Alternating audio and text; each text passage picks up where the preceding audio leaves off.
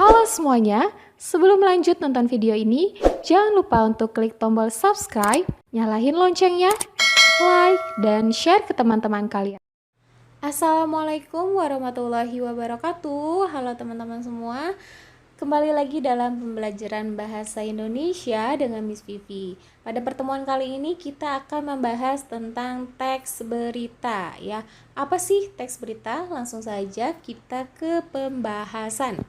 Nah, ini dia, di layar kalian sudah tersaji apa itu pengertian dari teks berita, yaitu teks yang berisi informasi atau fakta tentang segala yang terjadi di dunia dan dituangkan dalam sebuah media elektronik atau cetak. Maksudnya apa, Miss?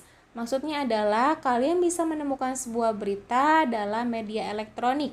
Contohnya, kalian bisa mendengar berita di TV atau mendengar berita di radio. Ya, kalau kalian misalnya ingin menemukan sebuah berita di media cetak, berarti kalian bisa membaca berita tersebut di koran, di majalah, atau di surat kabar. Atau bisa juga nih, sekarang banyak sekali berita-berita yang dimuat secara online. Nah, itu juga bisa kalian temukan, ya. Lanjut. Selanjutnya ada unsur berita.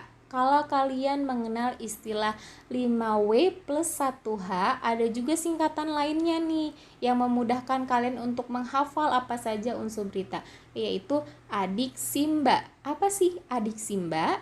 A, yaitu bertanya mengenai apa peristiwa yang terjadi dalam berita yang kalian baca atau dengar. Ya, misalnya tentang kebakaran di sebuah rumah mewah, contoh peristiwanya.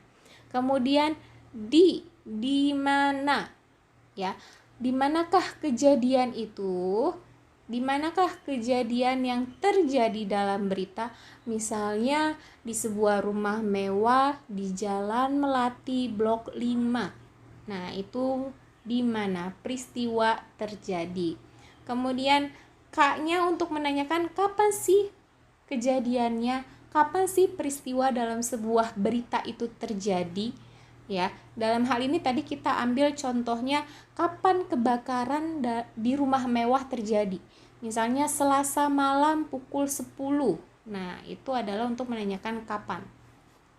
Selanjutnya ada si, yaitu siapa yang terlibat dalam peristiwa dalam berita. Ya, contohnya yang tadi, siapa yang terlibat dalam kebakaran, yaitu ada misalnya pembantu rumah tangganya, kemudian ada ayah ibunya, ada anak-anak, ya, misalnya itu jadi adalah peristiwa siapa saja yang terlibat, ya, gitu. Selanjutnya ada mengapa. Mengapa sih peristiwa dalam berita tersebut bisa terjadi? Kan kita harus tahu ya, harus ada asal usulnya gitu loh. Misalnya kebakaran tersebut terjadi karena korslet arus listrik. Nah, kemudian ditanyakan lagi dalam berita, bagaimana peristiwa itu bisa terjadi? Kita runutkan alurnya atau rangkaian kejadiannya. Misalnya karena adanya kabel yang terkelupas, kemudian tergenang air, kemudian menimbulkan percikan api dan terjadilah kebakaran. Misalnya seperti itu contohnya ya. Jadi dalam berita harus ada unsurnya, yaitu 5W1H atau sekarang dikenal dengan adiksimba. 5W1H itu apa, Miss? Yaitu what, where, when, who, why, how. Ya, jadi sebenarnya sama 5W1H dengan adiksimba, unsur-unsurnya yang ada di layar kalian, ya. Selanjutnya, ciri-ciri dari teks berita. Yang pertama, jelas, artinya berita tersebut tidak mengada-ngada, benar-benar terjadi. Kemudian terkini, yaitu benar-benar fresh, benar-benar baru terjadi, bukan berita yang sudah lampau. Kemudian menarik, ciri lainnya, artinya bersifat informatif, bisa memberikan informasi kepada pembaca atau pendengar berita. Selanjutnya segera disampaikan. Misalnya kita meliput sebuah berita yang terjadi hari ini. Kemudian berita hari ini harus segera disampaikan, ya, tidak ditunda penyampaiannya misalnya 10 hari kemudian. Tidak seperti itu, ya. Selanjutnya informasinya dapat dipercaya. Nah, ini adalah yang paling penting. Jadi, teks berita itu harus bersifat yang pertama faktual, kemudian harus ada datanya, bisa dipercaya, tidak mengada-ngada, ya intinya ya. Tidak bersifat hoax, ya, gitu. Kemudian kalimatnya sederhana, mudah dimengerti dan diterima masyarakat. Jadi jadi berita tersebut bisa dikonsumsi oleh publik dan mudah dipahami. Begitu. Lanjut.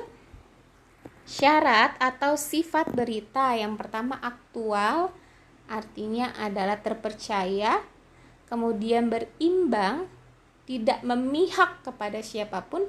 Jadi berita tersebut sifatnya harus netral.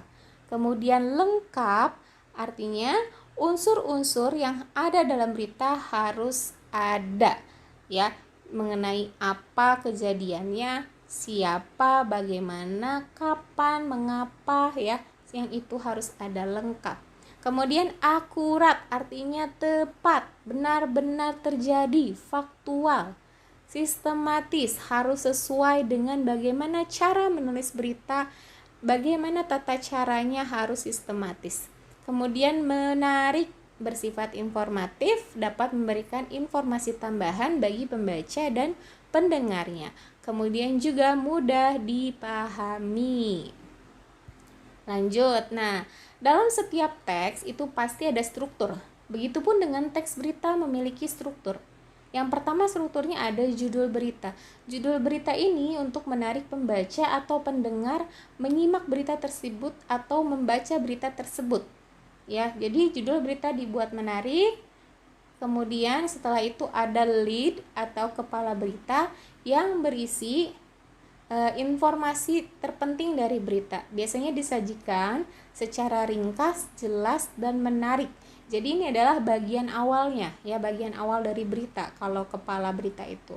Kemudian dilanjutkan dengan adanya tubuh berita. Kalau tadi di kepala berita informasinya secara ringkas, jelas, menarik, di tubuh berita ini berisi penjelasan dan uraian informasi yang lebih rinci daripada kepala berita tadi. Kemudian diikuti dengan kaki berita atau leg, ya, yaitu bagian penutup berita, biasanya berisi kesimpulan atau saran. Kemudian penegasan kembali tentang inti berita, ya. Baik teman-teman, jadi itu tadi adalah materi tentang teks berita mengenai pengertian, kemudian ciri, syarat dan sifat, juga struktur berita.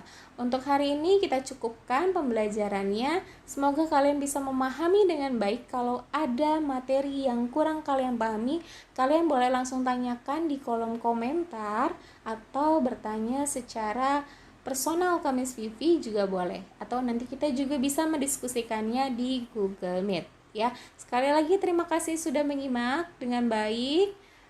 Jangan lupa untuk membuat rangkuman atau catatan dari materi hari ini, ya. Sampai jumpa di materi berikutnya. Miss Vivi akhiri. Wassalamualaikum warahmatullahi wabarakatuh.